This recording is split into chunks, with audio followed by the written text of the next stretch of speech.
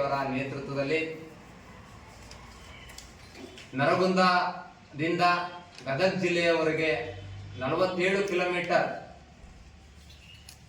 ಪಾದಯಾತ್ರೆ ಮಾಡುವುದರ ಮುಖಾಂತರ ಕೇಂದ್ರ ಮತ್ತು ರಾಜ್ಯ ಸರ್ಕಾರಗಳಿಗೆ ಬಿಸಿ ಮುಟ್ಟಿಸುವ ಮುಖಾಂತರ ಕಳಸಾ ಬಂಡೂರಿ ಮತ್ತು ಮಹದಾಯಿ ನದಿ ನೀರಿನ ಜೋಡಣೆ ಯೋಜನೆ ಜಾರಿಯಾಗಬೇಕಂತೇಳಿ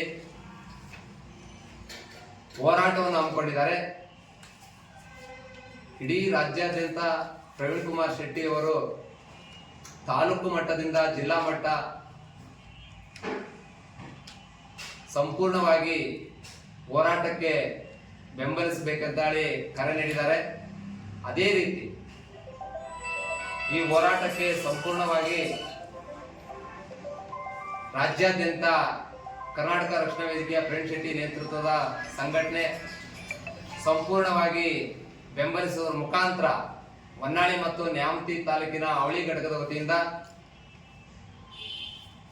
ಕರ್ನಾಟಕ ರಕ್ಷಣಾ ವೇದಿಕೆ ಶ್ರೀನಿವಾಸ್ ಮತ್ತು ಅನೇಕ ಮುಂಚೂಣಿಯ ಪ್ರಮುಖ ಕರವೇ ಮುಖಂಡರುಗಳ ಜೊತೆಗೂಡಿ ನಾವು ನಾಳೆ 6 ಗಂಟೆಗೆ ಹೊನ್ನಾಳಿಯನ್ನು ಬಿಟ್ಟು ಸರಿಯಾದ ಸಮಯ 8 ರಿಂದ 10 ಗಂಟೆಗೆ ನರಗುಂದ ಗ್ರಾಮವನ್ನು ತಲುಪ್ತೇವೆ. ಅಲ್ಲಿಂದ 47 ಕಿಲೋಮೀಟರ್ ಪ್ರವೀಣ್ ಶೆಟ್ಟಿ ಅವರು ಪಾದಯಾತ್ರೆ ಮುಖಾಂತರ ಗದಗ ಜಿಲ್ಲೆಗೆ ಹೋಗ್ತಾರೆ.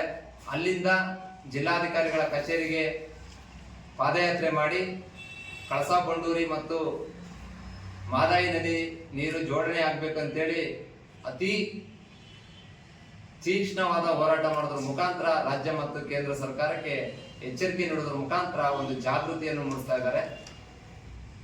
ಈ ಹೋರಾಟಕ್ಕೆ ಹೊನ್ನಾಳಿ ತಾಲೂಕು ಘಟಕದ ವತಿಯಿಂದ ಕನಿಷ್ಠ 20ಕ್ಕೂ ಹೆಚ್ಚು ಸದಸ್ಯರು ಸಂಪೂರ್ಣವಾಗಿ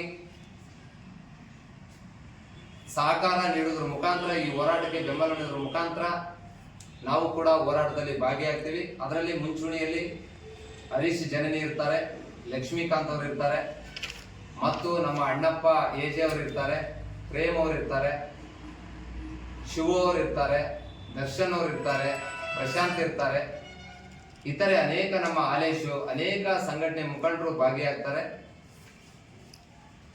ಈ ಹೋರಾಟವನ್ನು ಯಶಸ್ವಿ ಮಾಡೋಕ್ಕೋಸ್ಕರ ನಾವೆಲ್ಲರೂ ಕೂಡ ಇವತ್ತು ಪತ್ರಿಕಾಗೋಷ್ಠಿಯನ್ನು ಕರೆದಿದ್ವಿ.